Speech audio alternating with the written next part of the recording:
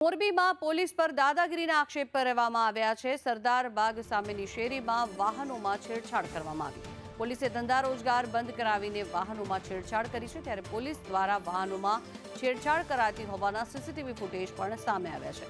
શેરીમાં પાર્ક કરેલા વાહનોમાં પોલીસ દ્વારા જ છેડછાડ કરવામાં આવી છે। આ દ્રશ્યો જે આપ જોઈ રહ્યા છો, સીસીટીવી દ્રશ્યો આ સામે આવ્યા છે, જેમાં પોલીસના કર્મચારી દ્વારા જ વાહનોમાં છેડછાડ કરાતી હોવાના આ દ્રશ્યો સામે આવ્યા છે। વધુ માહિતી મેળવીએ, સંવાદદાતા જગદીશ પરમાર જોડાયા છે આપણી સાથે। જગદીશ, શું છે વિગત? શા માટે પોલીસ કર્મચારીઓ જ વાહન સાથે છેડછાડ કરી રહ્યા છે?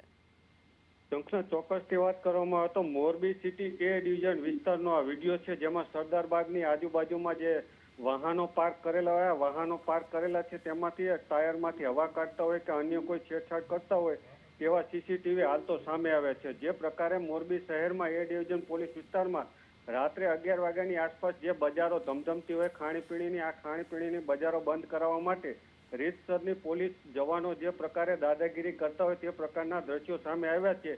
અને હાલ તો આ દ્રશ્યો જે જોવા મળી રહ્યા છે અને આ વિડીયો પણ સોશિયલ મીડિયામાં વાયરલ થઈ રહ્યા છે, પરંતુ વાહનોને નુકસાન પહોંચાડી પોલીસની કામગીરી સામે પણ સવાલો ઉઠી રહ્યા છે। જી, આભાર જગદીશ સમગ્ર માહિતી